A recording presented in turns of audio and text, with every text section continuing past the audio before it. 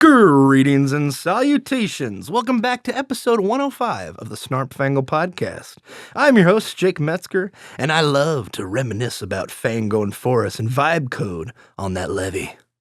And I am my co-host this week, a man born at the right time, a time in 2026 where he can appreciate all the amazing music of every decade.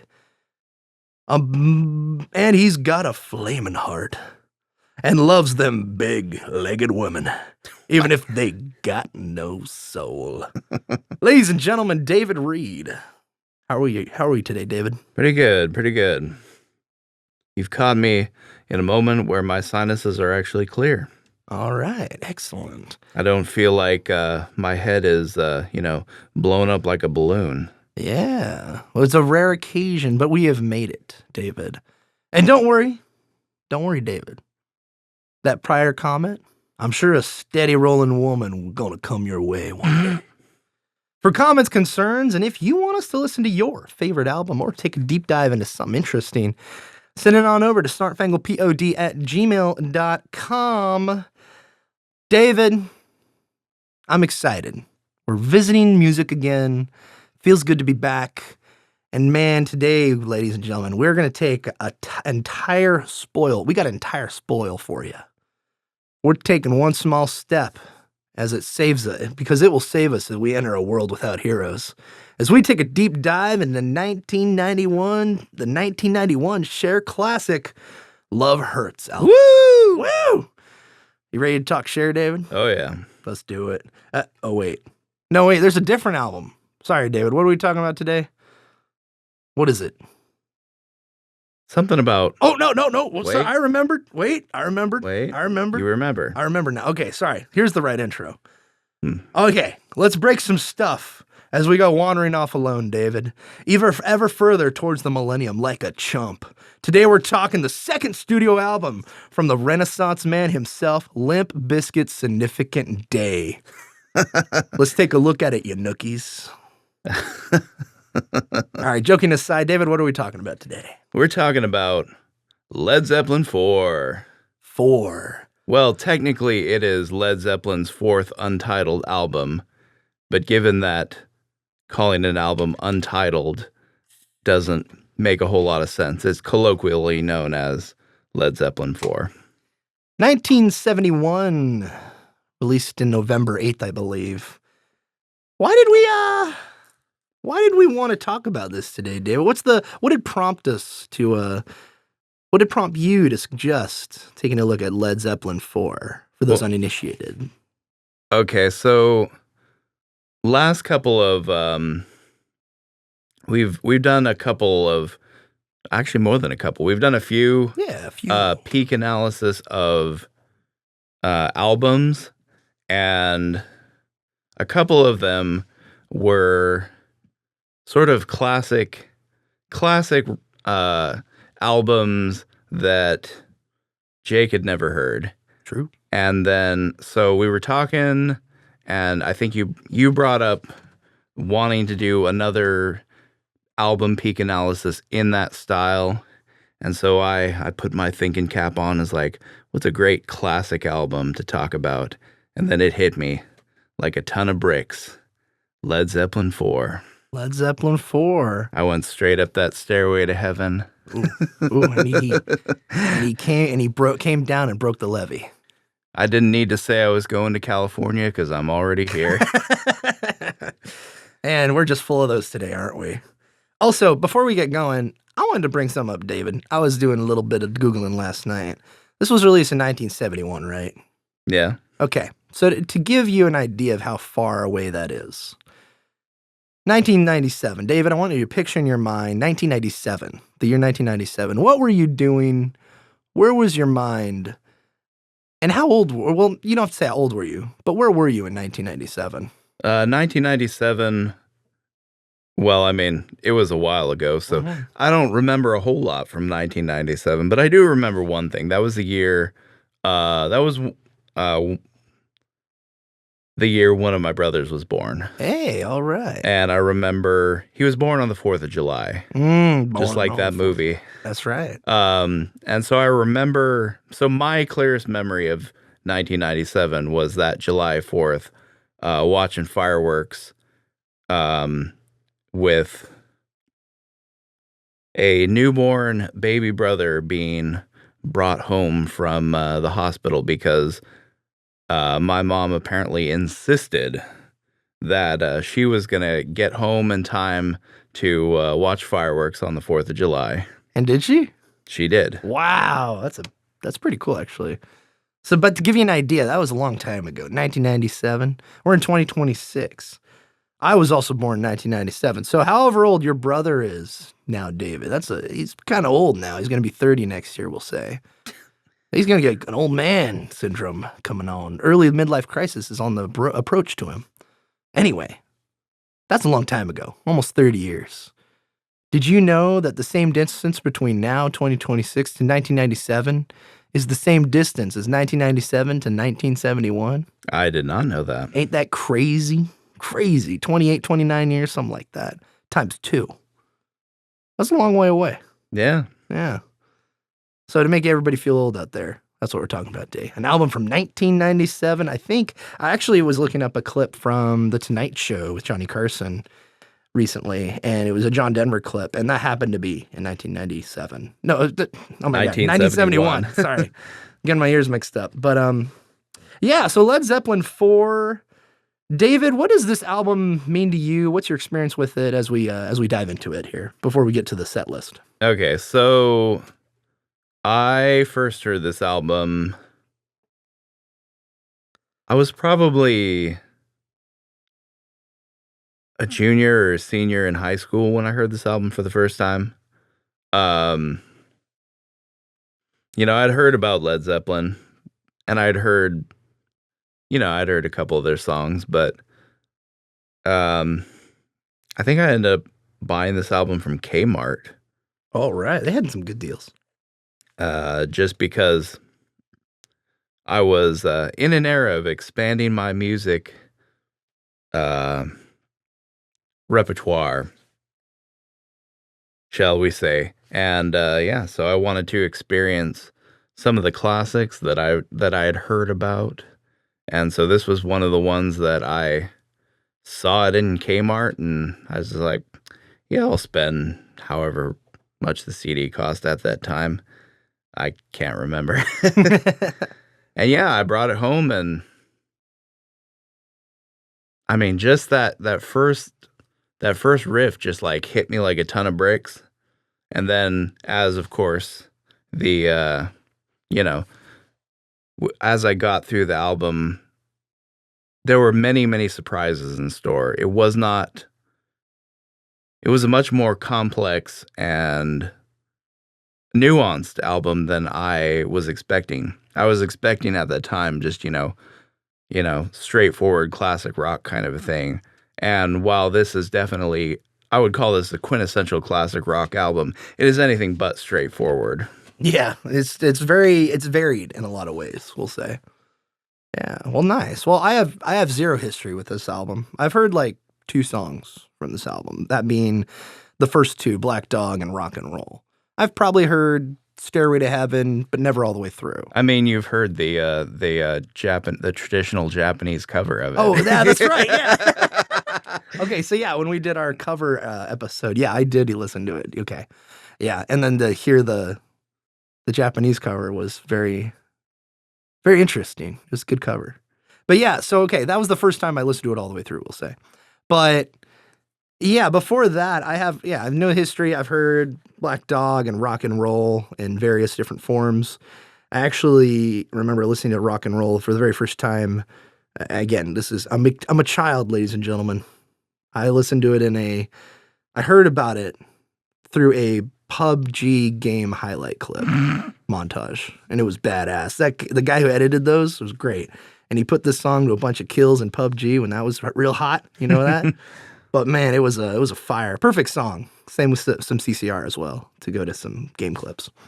But yeah, I never heard Stairway to Heaven all the way through until I think we did that cover episode. And yeah, I'm very unfamiliar with this album in general. And to see it only have 8 tracks kind of surprised me. I was very perplexed by that compared to like the usual 11, 10, 12 maybe. But yeah, I thought it was. I listened to it all the way through, probably 3 or 4 times now in preparation for the episode, and I've had a good time. I really enjoyed it, really liked it, and to find out it's like known as like one of the best rock albums ever. I was very intrigued by that after listening to it. I'm like, oh well, it's definitely special. I'll say that. I don't think it's bad in any way. There are some annoyances I have with it, but we can get into it now if you want. Let's go. What's our first title track, David? All right. Well, it's not the title track. Or excuse me, the first track on this album has no title, album. so therefore it can't have a title track. Let's talk about that actually real quick before we talk about Black Dog. What's the story behind that? I remember reading something like there was some kind of troublesome opinions or concerns over the third album they did, and they just said, hey, we're just not calling this anything or something like that. You know, I probably should have read up on the story in preparation for this episode, but I completely forgot about that. So I don't actually remember what the story is, but I do know that they just didn't feel like they wanted to give the album a title. Up to that point, their albums had just been Led Zeppelin 1 through 3. Huh. And for whatever reason, I can't remember exactly why, but for whatever reason, they felt like they just didn't want to title this album anything. And so what they did instead, I can't even remember if they might not even have put the name of the band on the spine of the record either. Oh wow, dang. I can't remember if they did that or not. Very eccentric from what I can see. But yeah, so in order to give this album some kind of a quote-unquote name, each member of the band chose a symbol.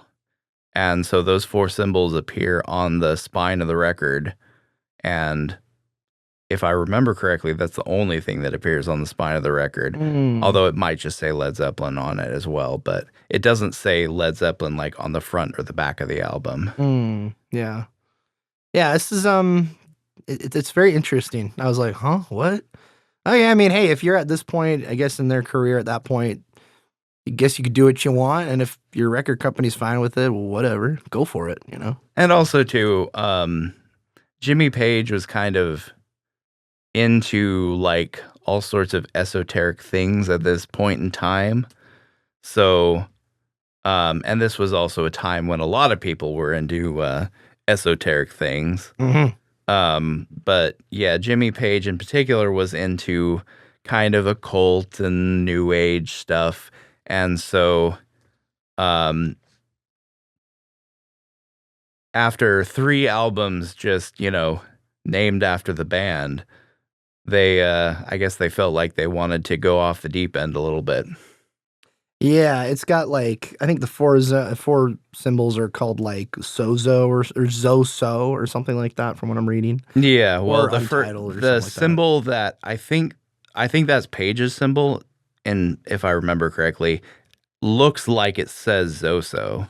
I mean, it might not say Zoso, but it's a symbol that if you look like it looks like it says ZOSO on it. Oh, okay, gotcha. So that's one of the symbols. So that that word that may or may not be a word, because as far as I know, Jimmy Page has never said anything about whether Zoso is anything or that symbol even says Zoso or not, but it looks like it does. And so people latched onto that. And so sometimes they refer to the album as Zoso, or they might refer to the symbols together as Zoso. Interesting. Yeah, interesting choice by far. So, well, speaking of interesting, let's dive right in, David. Our first one, we got Black Dog. What do we got? What is David's opinion on that opening title of Oh Mama, the Way You Move? Absolute banger. Banger. Agreed. Right out the gate. You get that. Basically, there's no real count in or lead up to it. It just explodes. There's a brief sound of I think they layered like some feedback noises of like him plugging into his amp or something to make that little sound that plays at the very beginning of it.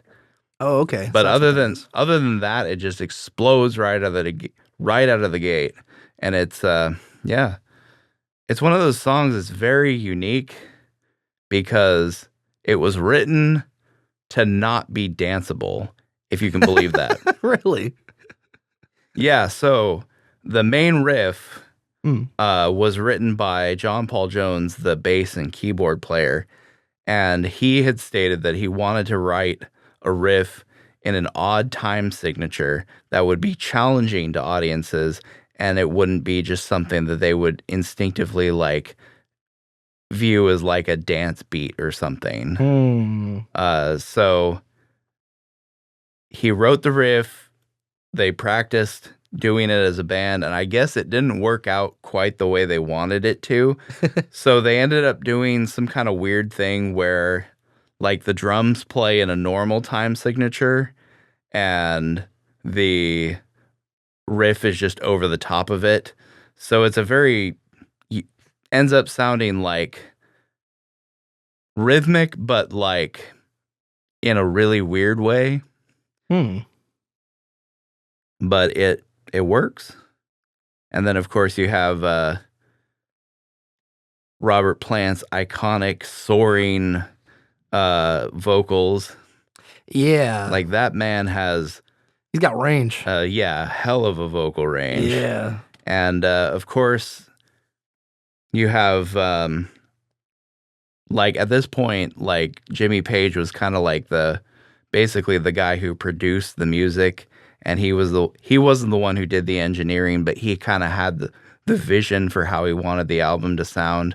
And so they were doing all sorts of interesting and weird techniques to try and make this the production sound as slick as possible, and you can really hear it. It's like there's like something like 4 guitars like layered together at once or something. Dang.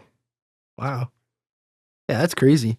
Yeah, I was reading a little bit on just the Wikipedia here, and they went to what was called, it was a country house called Headley Grange. Yeah. Where they went and recorded this album.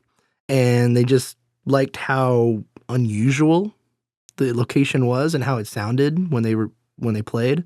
And so that's where they played this. In fact, we'll get to it, but Break a Levee with the drums specifically has a very unique method that they used to record that. What's interesting too is that they already have a history of finding remote English cottages to record in. Really? Because Led Zeppelin III was actually recorded in, now I'm trying to think if that one was might have been Welsh, but either way, it's in Great Britain. All right. Was another cottage, I think called Bronwar.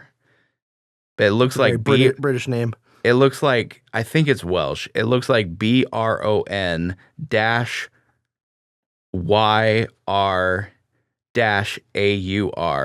Man. And it's pronounced Bronwar. Man, we're getting full Gaelic up in here, man. Dang. Yeah, so they had actually recorded Led Zeppelin III at a remote cottage, which is really interesting because Led Zeppelin III actually had a lot of folk songs on it, so it made sense. And then for this one, I guess they wanted to stick with the cottage, but ditch, whole half of the record being a folk album. Yeah, it's man, this song really gets you going. This Black Dog. It's really something. It's really interesting. It's really fun. I don't have much to say about it, although that it screams the 1970s to me. Like you just play it and you're like, oh yeah, we're in that decade, man. Mm-hmm. We're here. We're in some classic rock, end quotes. The funny thing is, it's like it screams 1970s because it defined what 1970s sounded like. Because after Zeppelin, basically the rock world was turned upside down. Like things just weren't the same after that happened. This is kind of a foundational album for a lot of rock that we know today, even. Yes. Interesting. Well, last week we talked about Half-Life and how it's the granddaddy all shooters. Would you say this is the granddaddy all rock and roll? Not this album specifically. I mean, this is a landmark album for sure. I mean, Led Zeppelin 1 was kind of like Yeah. what really got the ball rolling because, I mean, you've heard rock songs from the 60s, right? Yeah.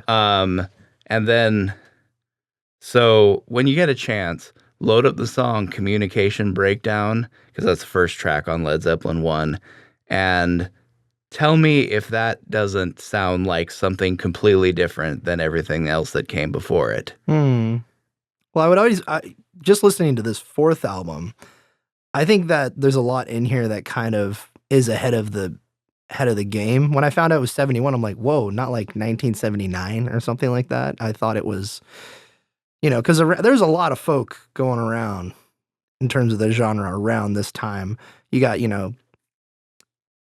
they mentioned Joni Mitchell in the little history bits I was reading and what they were inspired by for, I think, the seventh song, which was Going to California. And that's actually she's more of a folk singer. And that's actually what I kind of was kind of getting towards, is that Led Zeppelin had already changed the game. And so by this album, they were already moving forward light years beyond anyone else. So interesting. Dang. Yeah. But yeah, this song's a banger. Great song. You know what else is a banger, David? Is that second track titled Rock and Roll. Wow. Oh, yes. What a creative title. Yeah, this is a fun one. I love the little touch of keyboard in the background. I really appreciated that, especially toward the end when you get to it. Yeah, that's one of the, if I remember correctly, hear it. That's one of the very few guest spots on this album. Yeah, I was reading about that. It was the guy's name, or was it a guy or girl? Sandy Denny. Or no, that's the Battle of Evermore. Yeah, no. Never mind. Yeah. Oh, it's Ian Stewart. Yes. Ian Andrew Robert Stewart, Scottish keyboardist. Yeah. I like that. That was cool. What do you think of before I get anything out of the way, I just want to let you know, this is master and not even an apprentice, but a pleb talking about this album. David's a music connoisseur. He's an artist. He's an instrumentalist. He's a guitarist, whatever you want to call him. Renaissance man. Me, I'm not that at all. I am very, very base level knowledge of music. Not even that. I just enjoy listening to music. I love listening to music. I love all genres. Don't ask me for my opinions because I like everything, basically. But there's a lot of stuff I haven't heard. And this was a very nice change of pace from my usual stuff I listen to. Yeah. So, yeah. Anyway, rock and roll. Yeah, this song for me, what I really like about it is John Bonham's drumming. Yeah. It's so good. Dun, dun, dun, dun, dun, and then he just goes into it. He just drives the song so well. And then that, that fill at the end of the song, where he just goes nuts. People, at this point, people really hadn't heard stuff like that in a rock context before. Yeah. Because you had Buddy Rich, who was known for being a crazy talented drummer, but he was a jazz guy. And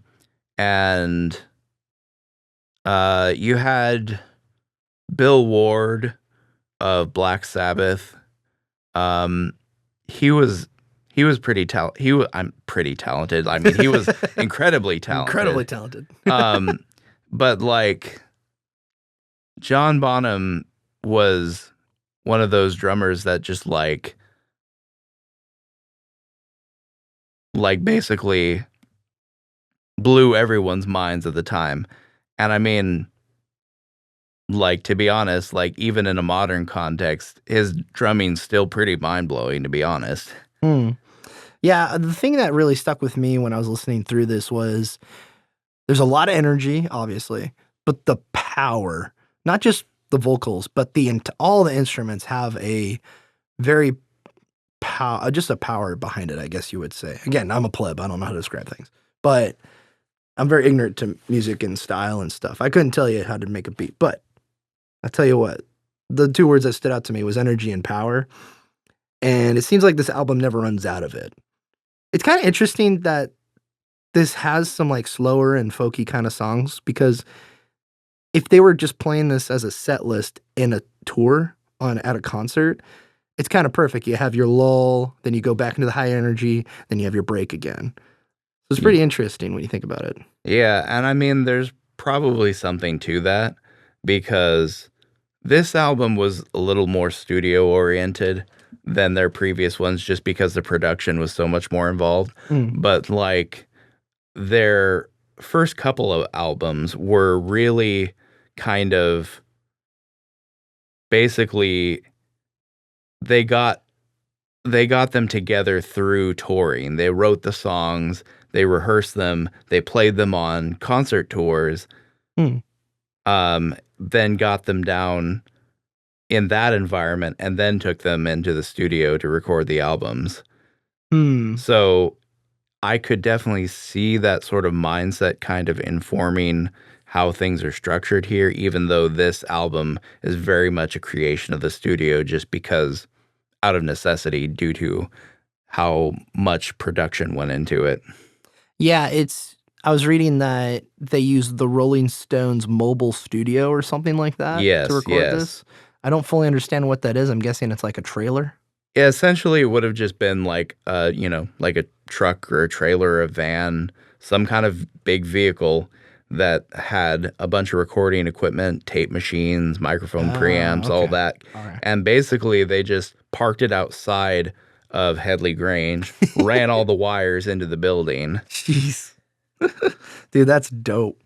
Yeah. Yeah, I'm reading here that they recorded it, and it was set for like, if they got everything done, they could release in like April of 71. But so they went to Hawaii, I guess. They spent 5 days at the island, or excuse me, Island Studios, wherever that's at. I think it's in Hawaii. But this was before they went to LA to do the final mix.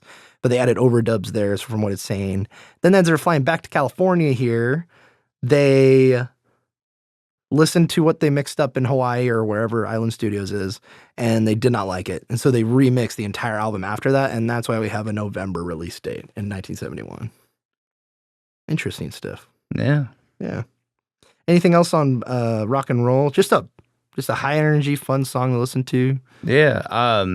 I will say I want to talk briefly about the lyrics on this one and the previous one. Yeah. There's not much to them to talk about in terms of like deeper meaning, but I feel like it's worth a look at. It's worth mentioning just that these two songs are very steeped in early American blues. Because basically at this point in time, you had a whole scene of British rock musicians who were just infatuated by American blues. And in the case of Led Zeppelin, they might have been a little too inspired by some early blues. You know, some lawsuits came out later. Whoa, really? Like for this album or just the other stuff? For various songs. Huh. Mostly early stuff. But I think Stairway to Heaven was definitely the target of a lawsuit, but it had nothing to do with them ripping off old bluesman lyrics. That was a different guy who claimed that he wrote Stairway to Heaven before they did, but it was kind of, it really wasn't the same song. Yeah, come on, man. But on this album, I do believe that there was a lawsuit over When the Levee Breaks. Yeah, so I was doing research on that, but we can get to that when we get to the song. Yeah. But yeah, that's interesting. So they face legal trouble with various different songs. Yeah, but it's kind of interesting when you look at it, because it's like, yeah, the lyrics are definitely basically a straight homage to early American bluesmen, but it's like the sound's completely different. Oh, totally. It's totally different. So it's kind of interesting. And it's also too, it's very like, they're very British as well. Despite being so steeped in like blues iconography in terms of how the songs are written, like the lyrics are written, like they're very British. Like, you know, just references to Lord of the Rings, a duet with an English folk singer, all this kind of stuff. Yeah. Recording in quiet cottages. Kind of amalgamation of a bunch of different things. Yeah. Yeah, I was just scanning over the lyrics of Black Dog and Rock and Roll. It seems it echoes a lot of the theme of an icon that is past his prime, but he's back on the table, from what I can tell. Or somebody that has been around the way. Yeah, and that's that blues thing where it's like a lot of early blues has this kind of like world-weary sort of bent to the songs. The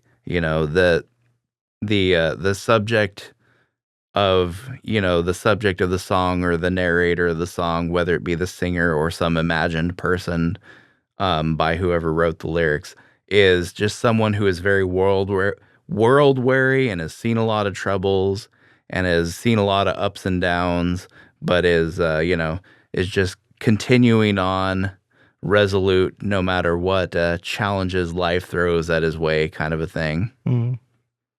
Yeah, at first glance, it doesn't seem like they're that creative, but now knowing that kind of context, there's more to it now, which is really neat. Speaking of more to it, the Battle of Evermore, David, our first, I would consider this a homage to Lord of the Rings. Yeah. Definitely an homage. But if you go to Wikipedia, it's like, oh, it's because Jimmy Page was reading about the Scottish Revolutionary Wars and stuff like that, which I'm sure there's some of that in here, and there probably is. But man, come on. The first line, Queen of Light, take her bow. Come on, man. Yeah. And then literally he says, ring wraiths. Come on, man. Yeah, waiting for the Angels of Avalon. Come on, man. Yeah, this is definitely, there's a lot of Lord of the Rings influence in this. Bunch of nerds. And it's one of those things, too. It's like the lyrics always take a lot of different things and kind of pull them together. So it's not like Lord of the Rings fan fiction. It's like Lord of the Rings is like a central inspiration, but then they bring in some other things as well, kind of a thing. And they sort of create their own English folk tune about, the ravages of war and on, peaceful countrysides and whatnot. Excuse me, Scottish Independence Wars is what they were referencing, apparently.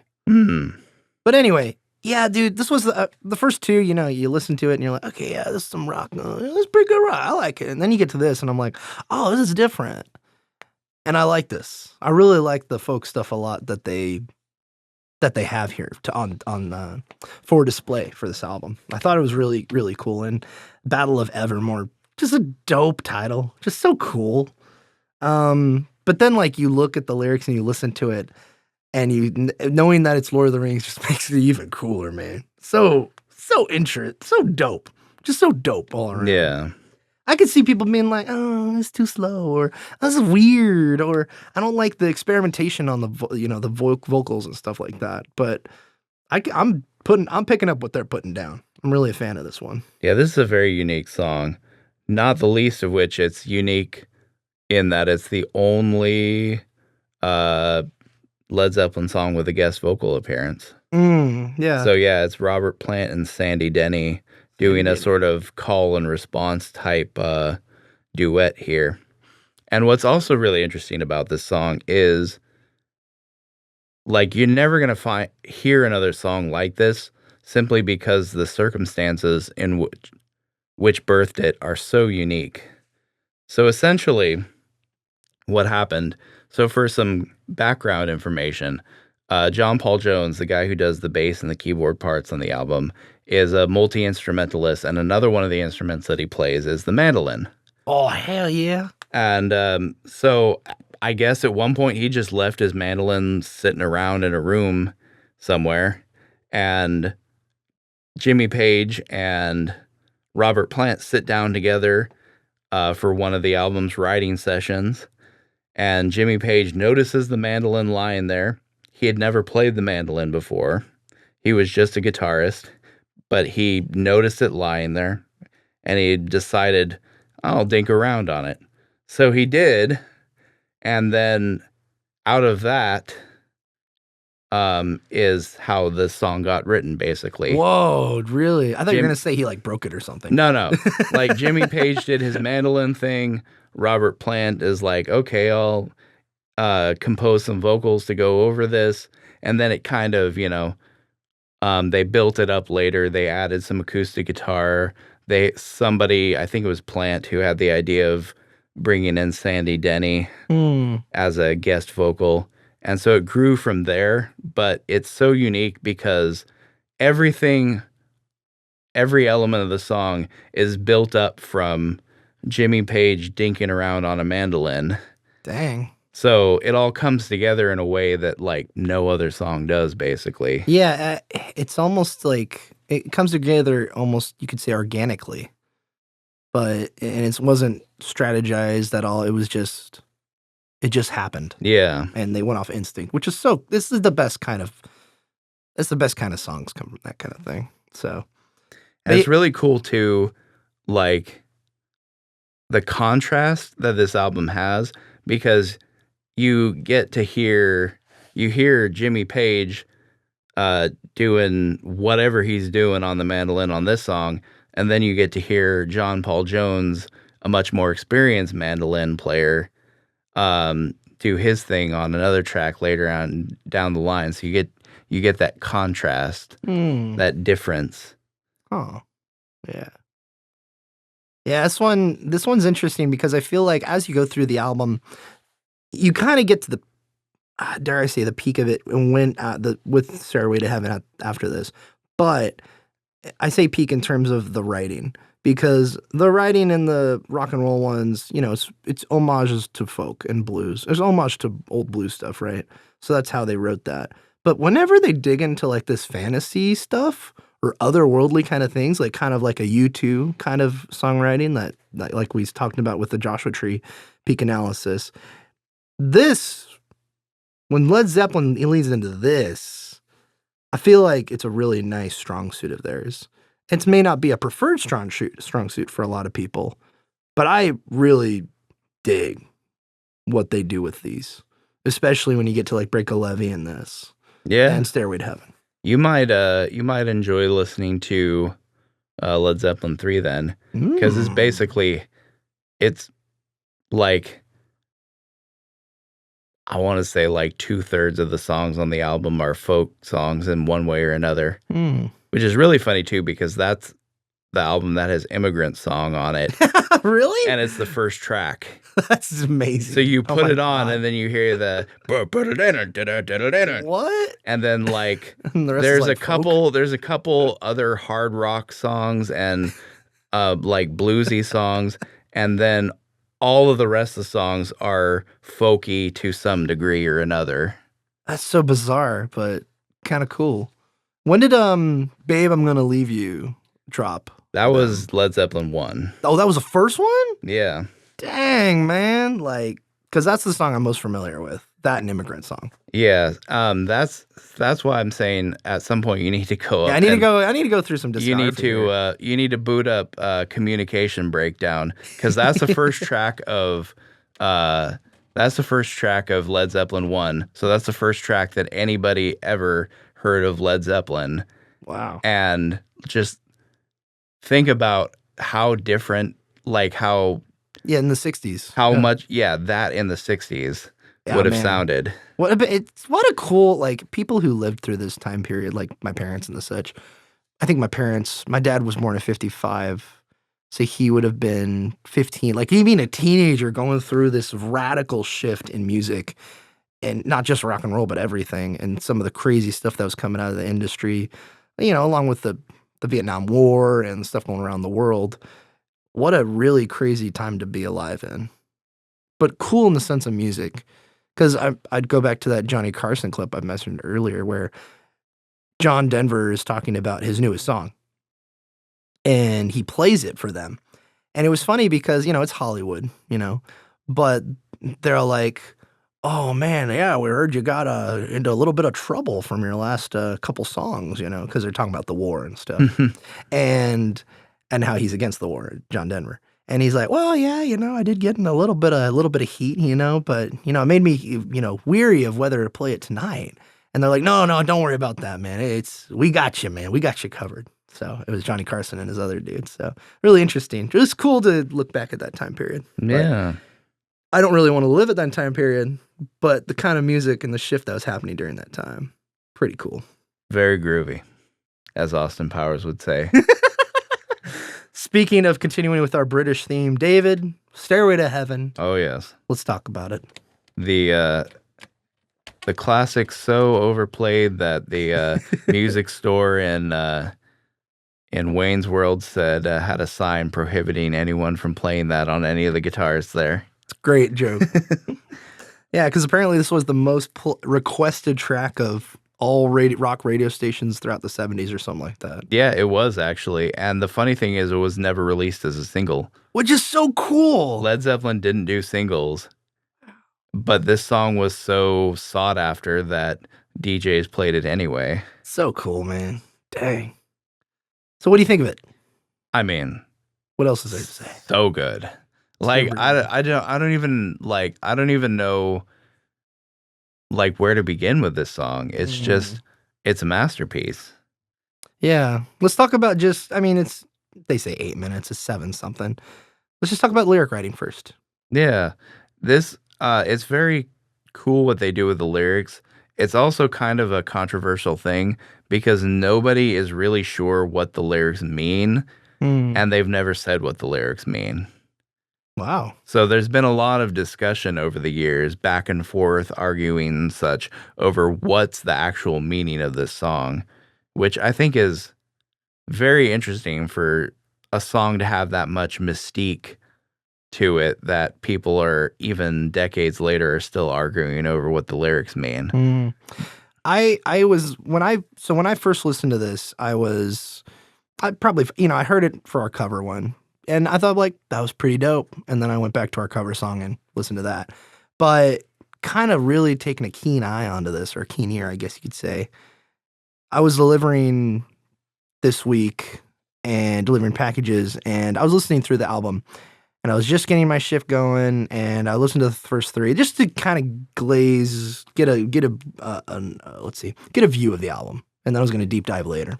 But when this song came up in the album, I almost paused, be like, oh, what's going on here?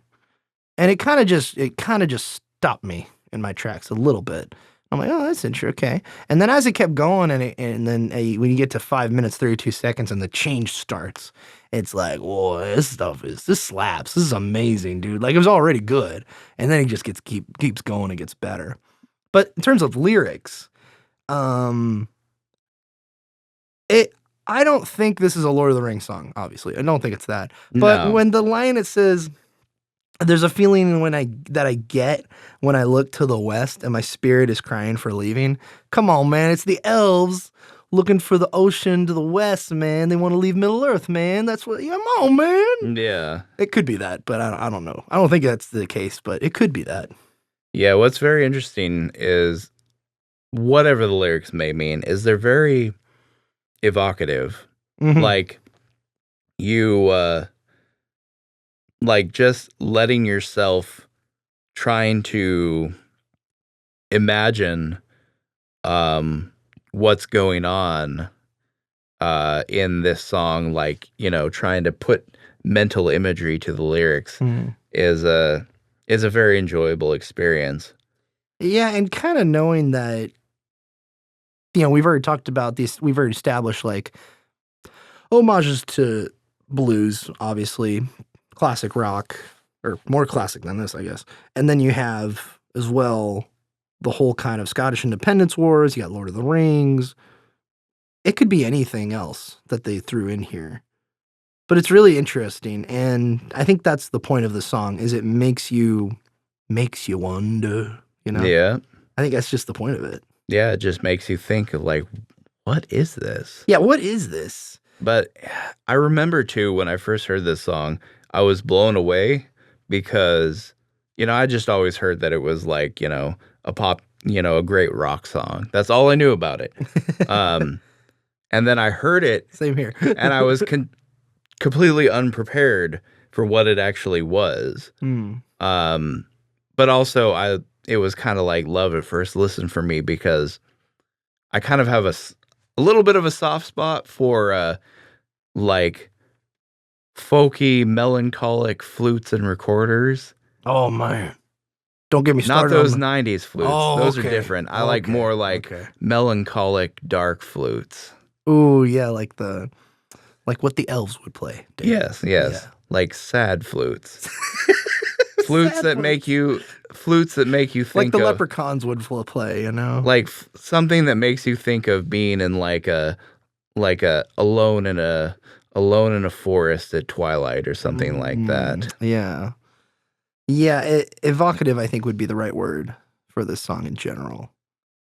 But yeah, this is probably personally for me it's probably everybody's favorite track on the album. But yeah, it's mine too. Although Levy and Evermore, as well as like Rock and Roll, are pretty close behind it. Yeah, I mean, this is kind of like the obvious choice for what you could call the best track on the album. But it's also not that simple because the album is so good. But it's like there's like more than one good thing about it. So it's not that this is the good thing about the album. There's also Levy, which I think is my personal favorite. Ooh. And yeah, there's Black Dog and all that. So it's like choosing a favorite on this really album hard. is not a straightforward thing, although probably most would probably pick this one as their favorite. I find it interesting. The more an album usually has in general, you get 3 songs that you pick that are good and then one favorite. This album has 8 tracks and nearly everyone could be your favorite, pretty much, except for the next one, which I don't like actually. Or which one was? Oh, I don't know. The next 2 are okay. After you get to Stairway to Heaven, you're like, okay. But the next 2 tracks, in my opinion, are okay. But it kind of peaked here. But then it kind of peaks again when we get to the very end. But yeah. We'll get there. Another cool thing about this song is the guitar solo is like, I guess, Jimmy Page's goodbye to his old Dragon Telly. So Dragon Telly? So a Telecaster is like a brand of guitar. Oh, okay. Like you've probably seen them on like a country performance, like Brad Paisley plays one. Oh yeah. I know. Yeah. So yeah, a Fender Telecaster is a type of guitar. I mean, it's been around for decades. It wasn't like invented as a rock guitar, but it's been used in plenty of rock, and that's what. And Jimmy Page had a Telecaster that was custom painted with this like dragon graphic on the body that was kind of his like pride and joy, his signature guitar on the first Zeppelin album. Wow. And then what ended up happening is some person got a hold of it somehow and like tried to modify it or refinish it in some way without his permission, thinking that they were helping him somehow. Oh no. And when he finally got it back, I guess the experience of the whole experience kind of ruined the guitar for him. Oh man. So he switched over to what is now his more I guess you would say iconic setup, which is his Gibson Les Paul through a Marshall amplifier. So it's kind of like interesting how that happened, because like the Les Paul kind of through a Marshall amp kind of became like the sound, quote unquote, of hard rock for a while there, and Jimmy Page was one of the driving forces in that being the sound for 70s rock. So it's kind of interesting how he made that switch over because of the the mishap with his beloved Dragon Telecaster. But what's really interesting is for the solo for this, he he pulled his Dragon Telly out of retirement and his little small Supro amp that he used to record the first album with, and he used that for the guitar solo. For this? Yeah, on this song. Oh, so this is the one he brought it back for. Yeah, this is the one he brought it back for. Oh. So yeah, it's kind of cool that he that little detail, because like people would like, this is kind of like guitar player nerd stuff, but it's really funny. People argue about anything. It's stupid, but they argue about anything. It's like, and yes, people have had discussions about whether, like a Telecaster could be considered like, a good guitar for rock music, as stupid that's that's the discussion. But yes, that discussion has happened in various online forums by middle-aged men with nothing better to do. And so it's really funny that this is kind of like one of the most iconic rock guitar solos ever recorded. And it's recorded on a guitar that many people felt was not good for rock. So it's kind of cool. That is cool. You hear that, Reddit? You suck. As we continue through this album. Yeah. All right, Misty Mountain Hop. David, this is the second reference, I guess, to Lord of the Rings, just through title alone, because looking through the lyrics of the song, I ain't much Lord of the Rings lore in here, but it's a cool song. Yeah, I feel like this is one of those things where he wrote, like Robert Plant wrote something, and then somehow it made him think of Lord of the Rings, so he slapped the Misty Mountain Hop title on it. I wrote in my notes, the song "Smoke of a Distant Fire." I see the mist in your eyes of a smoke of a distant fire. I wrote, it's terrible, but I see the smoke of the misty mountains of a distant fire in your eyes. Yeah, this doesn't song make sense. Yeah, this song's not as good as some of the other ones, but I still like it. Yeah. It's got that cool driving synthesizer thing that opens up the album, and it's really unique. It's not like, I remember hearing it and it was like, I never expected, like a song from an iconic hard rock album of the 70s to be driven by a synthesizer line. So it's kind of cool how they went there. And yeah, again, that's John Paul Jones, the bassist, who does the synthesizer stuff. Yeah, I don't have a whole lot to say about this track, but the bass line, I really enjoyed it. This one, it's good stuff. And the cool thing too is they were able to, even though he did like multiple things, like when they played these songs live, he would, instead of playing the bass guitar, he would play a keyboard, but then he would have like bass pedals. Like he would have like how organs have like a pedal footboard for the low notes. He would have one of those that would play really low synth notes, and he'd play the bass line on that. So like songs like this where the synthesizer was a big part of it, they could still have the bass line in there. They didn't have to sacrifice a layer or bring somebody else on stage. So it's kind of cool. Yeah. It's the same thing with Stairway to Heaven, because the recorders at the beginning are played on like a early like tape loop synthesizer. Oh, really? And so live he would have his little footboard so that he could still have the bass part of the song while he was playing the fluty sounds. Yeah. I was gonna say, like, man, yeah, that's so cool.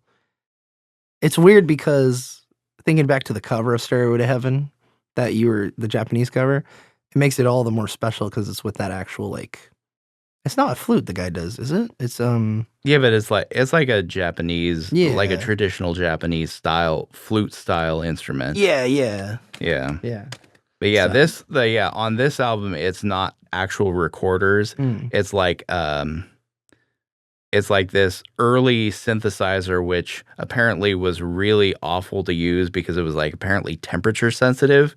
What? Because it was based on tape loops. Like they would record a loop of instruments to a tape, and then each key would trigger a tape loop of that sound. Oh, interesting. And apparently, like, if it got really hot, like, the tape would expand with the temperature, and all of a sudden, like, the whole keyboard would start to sound out of tune. Oh, my God. Because how fast you play the tape you can't just affects the pitch. You got to go slow. Dun, dun, So it's like, it was one of those things where it's like only useful in the studio, basically, because you got on too hot of a stage, and all of a sudden you hear some really funky sounds coming out of it. But apparently, so I don't know if that's what he used live. Maybe by the time they played the song live, they had a more stable synthesizer for him to do it with. But yeah, in the studio, it was like this weird, like, tape-based machine that provided the recorder sounds. Interesting. Yeah, I wrote in my notes later on, clarinet was really great in this song. That ain't the clarinet, it's the keyboard, huh? Yeah, but it's like tape loops of a clarinet. Not a clarinet, a recorder. Oh, sorry, recorder. Okay. So like the little plastic flute thing that people learn in second grade. Yeah, that's what this is. And it's one of the most famous rock songs of all time, and then they bring it back in Misty Mountain Hop. But let's go on to track 6, David. I'm really interested to hear what you think. 4 Sticks. This one's kind of like the low point for me. It's still a good song, but it's like not up to the standard of the other ones. Agreed. Yeah. It's one of those things where it's like it starts off really cool, just like the guitar, and the instrumental, and the this whole drum thing pattern. is great. Because like literally the song's called 4 Sticks because that drum pattern was played by John Bonham holding 4 sticks. Yeah. But so it starts off really cool, and when, like, you know, Robert Plant comes in, like, and he's like low and quiet, it's like, oh, this could go somewhere really good.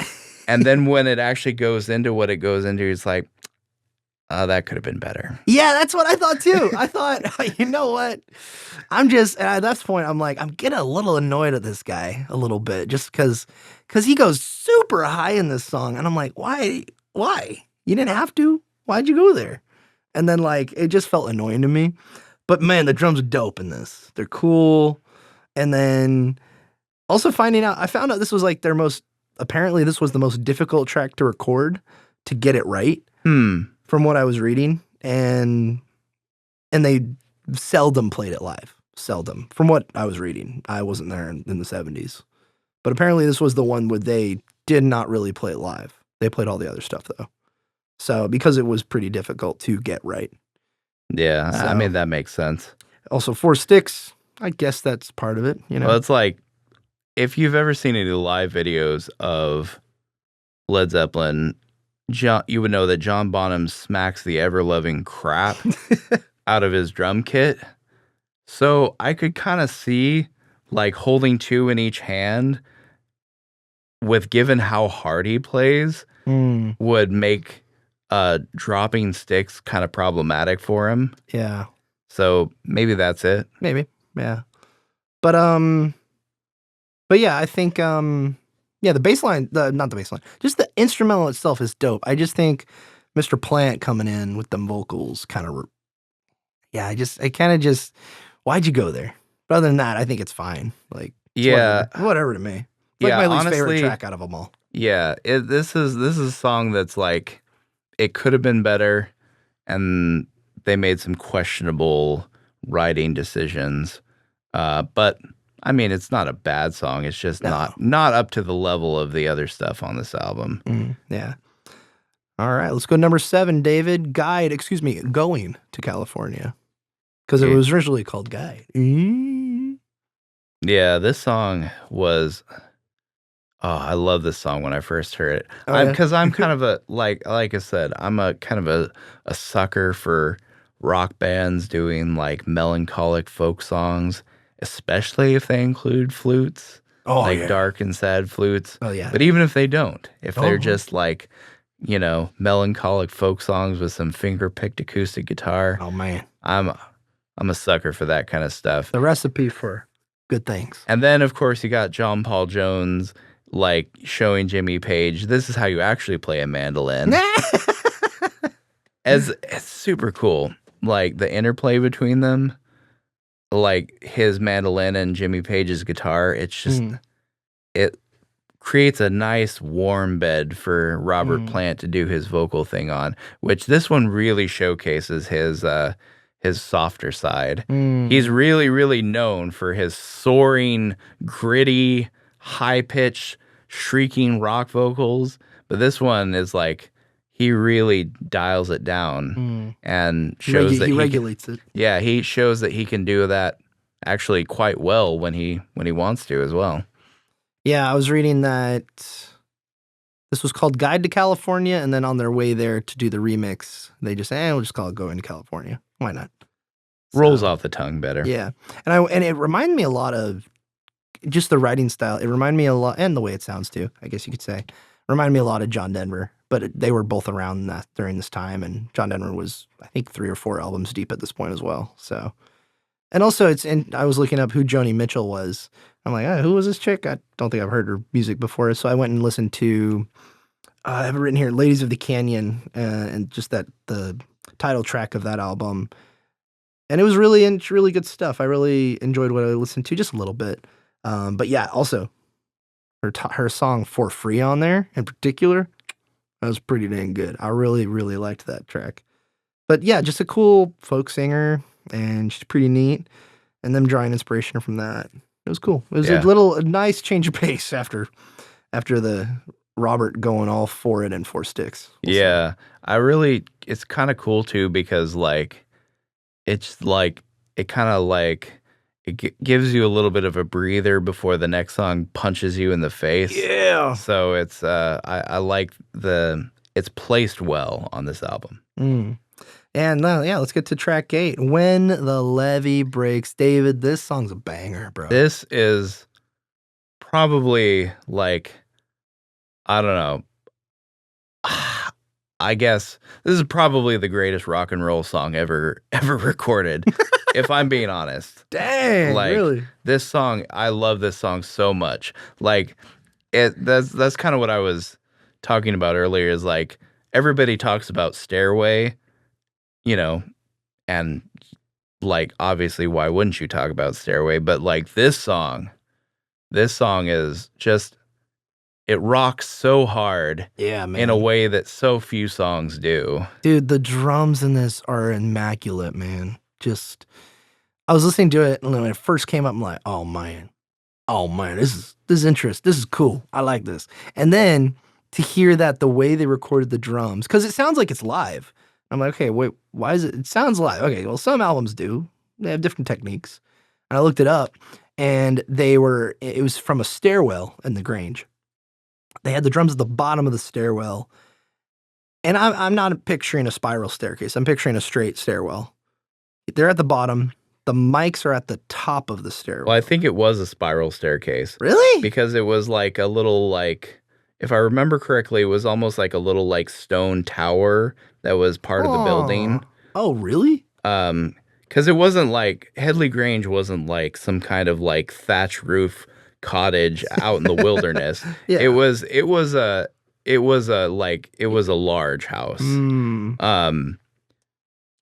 But yeah, so if I remember correctly, part of it, there was like almost like a castle-esque like stone tower sort of entryway. Wow. And so it had like a spiral staircase going up, and it was like, went up like a lot, like 50 feet up or something crazy like that. Dang. And so they put the drums on the floor at the very bottom, and then walked all the way up there and hung 2 microphones. Oh, God. Up at the top. Since that's the case and it went up so high, I don't know how high the microphones were, like how far up they went. But if it's all the way up, he's playing the ever-loving cheese out of those drums, man. Yeah, Like, that's holy crap. exactly what he did. Dang. Yeah, That sounds just great. he was playing so loudly, and like that space just had the perfect acoustics where it was right. Wow. So Um, cool. and if I remember correctly too, there's also kind of like a tape delay Hmm. on the drums, which is kind of cool. So it's like you hear that when you hear that kick come in, it sounds like boom boom. Like Yeah. almost like he like played it twice, but he didn't actually play it twice. There's like an echo on the drums. Oh, dude. So it's just all these layers of the production that went into this album are Mhm. crazy. And the harmonica, man. Oh, that harmonica. It just every element of this song just pieces together perfectly. Now let's talk about why this was in legal trouble, David. So I was looking it up. This is a recreation or a cover of a song by Memphis Minnie of I think of the same name, When the Levee Breaks. But I went and listened to that from the 1920s. I went and listened to it, and it's almost nothing like this song. There's entirely new verses and lyrics to this new version, and it's talking about different things. The other one, I think they made an entirely different song, like entirely different. Like there's nothing that really that similar compared to the original. So it's weird that they went ahead, they had legal trouble over this. It just perplexes me, I guess. Yeah, I think part of it has to do with kind of like I don't want to say it, but I'll say it. Activism. Yeah.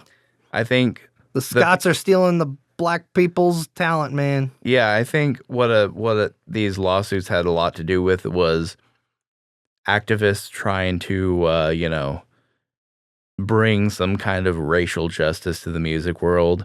I'm not going to say that's what it was, but that's No. what it feels like to me. Mm. That's what it feels like to me because yeah, yes, it's very very inspired by the song of the same name, but like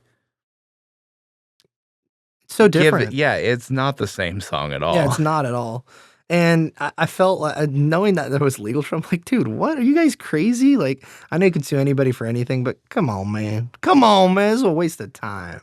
Yeah, from what I understand, Enjoy the music. from what I understand too, this the result of the lawsuits that they faced, like basically they ended up putting these black bluesmen's names on the writing credits. Oh, Is wow.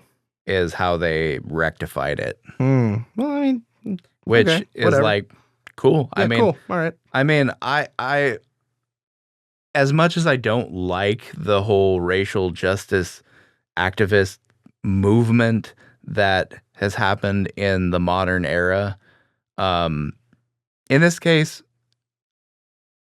I'm kind of cool with it because it's not like they, like took it off the market or anything. Yeah. And it really just brought a little bit of attention to Yeah. these artists who basically were virtually unknown in their lifetime, and were only influential after their death.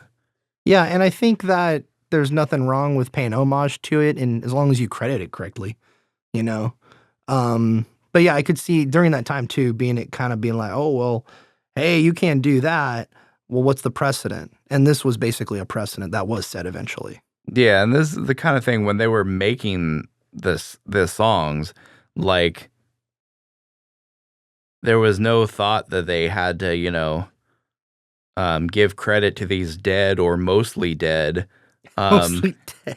bluesmen who barely anybody knew about. Like, just they didn't think about it. Yeah.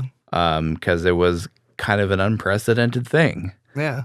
Like as popular as these British blues rock artists were, the vast majority of their audience probably never knew anything about the early blues songs that inspired them. Yeah. Yeah. It makes me wonder I don't know, there's various examples out there that you could pull from and say, oh, hey, this could be, legit. This is like I don't know if this is one of the first big examples of that, but this has happened a lot afterwards since this has happened. There's been a lot of things that happen similar to this for sure, especially in like the R&B and rock and roll genres, I would say. Yeah, and I feel like being as big of a band as Led Zeppelin was, like, they're gonna, like, people are gonna try to come after them one way or another. Dude, the whole Stairway to Heaven thing you said earlier, I was like, dude, come on, man. Seriously? Oh, it's just so happened to be the biggest song ever. Come on, man. Just chill out and go pay your lawyers what they earned. Yeah, just some obscure songwriter that nobody had ever heard of. Not a black guy either, a white guy. Yeah.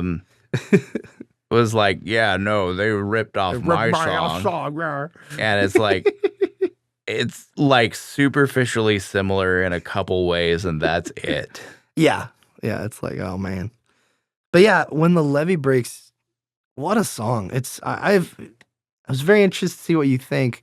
You saying it's what'd you say, best? I would say it's probably one of, like, top 3, top 5. Probably one of, if not the best rock and roll songs ever made. Dang. Like, it just rocks so hard. It rocks so hard, man. And it just, I was a big fan of this. The harmonica mixed in with the drums just carry. The drums in this album are kind of the ship that we are sailing in every song. Yeah, whether it be much. A little slower, whether it be the current's picking up a little bit, or hey, the storm is here and we're going. So the storm is here at the very ends with this. So cool. But and I think it's a dope recreation of Memphis Minnie's song. Like, okay, you can see where they and made it totally their own. Yeah. And it's a great example of that, of homage, I would say. This track, David. You know what? Going through this kind of reminded me, they're making that, I think it's Sam Mendes is the director, who's making that Beatles set of movies that are coming out. And it's a biopic. Yeah, where kind of like the Elvis or the Bohemian Rhapsody kind of style. Oh, interesting. But you got the Beatles are up next, basically, for the next big one. You got Michael coming out this year in 2026. And the Beatles are apparently sometime soon. And they're going to each have their own biopic, which I find bizarre. But okay, cool. I don't think Ringo deserves one, but sure, whatever. I mean, Ringo gets a lot of unjustified hate. I'm joking, by the way. I don't have a stake in this race. But yeah. Okay, well, I'll take your word for it. Yeah, it's just funny how many people clown on Ringo, and it's like as if he's like he's like the junior member of the Beatles or something. He was just as important as any of them, as any of the other ones. But also, that being said, oh, don't say it, David. We've gone this far. Don't get into it. I've definitely laughed at some of the clowning on Ringo jokes. Oh, I thought you were gonna go into like your opinion on the Beatles. Oh, I mean, I love the Beatles. I would never say anything bad about them. Cool. Okay, cool. All right. Don't you get fired? No, I love the Beatles. They're great. But what was the one you were saying you didn't like? Was it AC/DC? Or you think somebody was overrated? You and me were talking about it. I don't know. You're like, oh yeah, it was one of this guy or this band. I mean, AC/DC is not overrated. It's just I get tired of listening to them after one song because all the songs are the same. Which is not necessarily a criticism. No. Because that's what they do and people like it. People like it, yeah. And their songs are fun to listen to. It's just I don't want to listen to a whole album in a row. And I have. Mm-hmm. Believe you me, I have. I think I own 2 or 3 of their albums. Okay. But after, growing up out of my early 20s, my desire to listen to a whole AC/DC CD is gone. Once I matured and grew into the man I am today, I had not the desires of youth anymore. In fact, I'm pretty sure after I turned 21, I probably that was the last time I ever listened to any of my AC/DC CDs. I mean, I was like firmly in metalhead territory by that point. So, but yeah, off on a tangent. I can't even remember what I was gonna say. But yeah, this was the last song. Oh, by the way, I was trying to get to what I was gonna say. Bringing up the whole Beatles biopic. When are we getting the Led Zeppelin biopic of the band? You know? Yeah. Because how many albums did they do? Let's see. I kind of lose track because I the don't Wikipedia really article like. here. Let me see. I think they did 7 or 8 in total. Maybe. Let me see. It's gonna take me a while. Discography. 1, 2, 3, Untitled, 4, 5, 6, 7, 8, and 9 in 1982 with Coda. Oh, yeah, that's right. I forgot about Coda. Yeah. I think everybody forgets about Coda. Yeah, because they had, after this album, they had Houses of the Holy, I want to say. Yep, Houses of the Holy. And then I am right here. whatever the album that has the apartment block on the front of it. Yep, that one. A Physical Graffiti. Yep. And then Presence, and then Coda. Very interesting covers for all these albums as I'm looking through it. Yeah. Very interesting. Yeah. Why did they start naming them after this one? I guess maybe they felt like they had to. I guess so. Maybe they felt like, I guess at some point you just get over yourself. Because truth, man. That's what what's his face 80s guy boombox over the head in that Say Anything movie. Peter Gabriel. Yes. Okay. Yeah. That's what Peter Gabriel did after he left Genesis. He did 2 or 3 solo albums that didn't have titles. Oh God.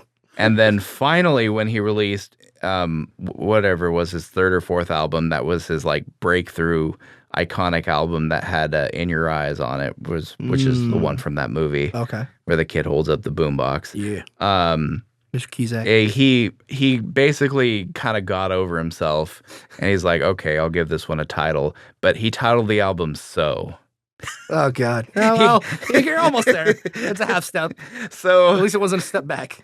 So at the very least, Zeppelin did a little better than that, because after their untitled 4th album, they're like, okay, we'll call this one Houses of the Holy, which the funny thing is, it's titled Houses of the Holy after a song that appeared on the album after Houses of the Holy.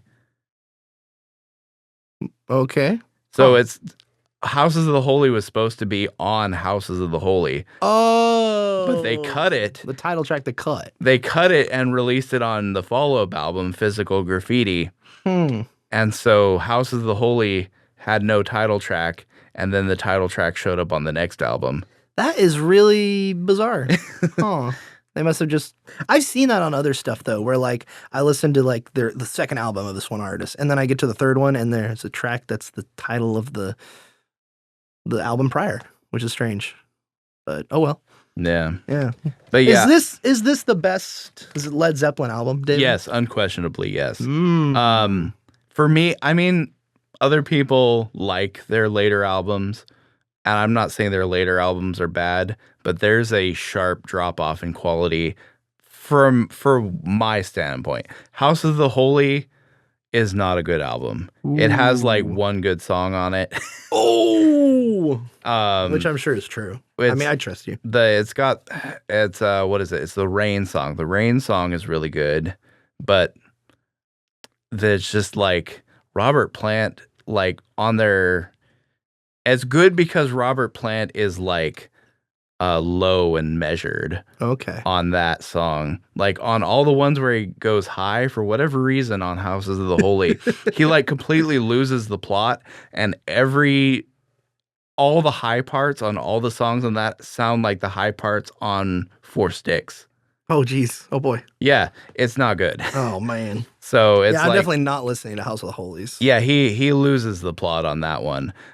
Which is a shame, because there's some sick instrumental parts to some of those songs, but they're which album is Kashmir on? That's on Physical Graffiti. Ooh. Physical Graffiti is a better album, but not as good as 4, I would say. Yeah, I remember hearing that in a trailer for a movie. I think it was that John Carter movie back in 2012. And that, just like Immigrant Song, like that whole instrumental is just peak. Kashmir, I think, is probably my favorite, like, I don't know, instrumental. If you were to take out the lyrics of any other songs that I've heard, I haven't heard anything, all of them.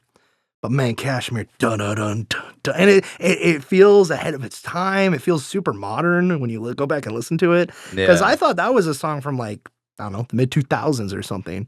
But no, it's from like in the 70s. So it's like, hey, man, that's crazy. So, yeah, they were doing some crazy stuff. Yeah. What a cool monolithic cornerstone. And what's really interesting too, going back to this album, is the whole like them picking a symbol thing, and that's the quote unquote name of the album. It's kind of cool how it underscores, and also the fact that, like, you know, there's barely any guest appearances on any of their albums. It's really cool how it underscores how they really felt like Led Zeppelin was the 4 of them. Like Led Zeppelin was the 4 of them together and nothing else, because when John Bonham died, they called it quits. Dang, really? Right then and there, they just like, we're done. Wow. John Bonham died, and they're like, we're done. We're not doing more Led Zeppelin ever again, which they did reform a couple times years later down the line, but only for like special live appearances. They didn't actually get together and do like a new album or anything. Like a new Led Zeppelin album. They did a few special like Led Zeppelin reunion performances. I think the most famous one was, I think, in 2008, Celebration Day, where they brought in John Bonham's son to play a concert. Whoa. A reunion concert with them. Dang. But other than isolated stuff like that, yeah, after Bonham died, they were just done. Like Led Zeppelin was the 4 of them. Wow. A lot of respect for that, actually. That's really cool. I mean, especially nowadays age where it's kind of just, oh, hey, this band still sells, so let's just replace them. Yeah. Even if people disagree or are not part of it. Yeah, nowadays we see this trend of like the brand is the most important thing, because that's what makes the money. Yeah, it's the same thing with like video game studios. Like it's game studios. It's like, come on, guys, like you're not BioWare anymore. Just stop it. Yeah. The guys that made the name of that studio, like the members of that OG band, the original version of that band, are gone. So become something else. Mm-hmm. Not BioWare Jr. or, God forbid, Led Zeppelin Jr. So, which we got in 2008, apparently. I'm joking. But I'm going to have to look that up. That was in 2008?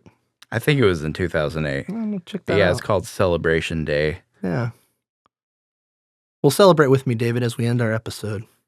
Ladies and gentlemen, thank you for being with us as we regale our poetic soliloquies of this masterpiece of heavy rock.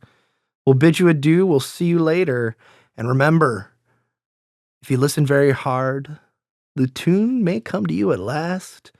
When all are one and one is all, remember to be a rock and not to roll. And Snarp Fangle on. Bye-bye now.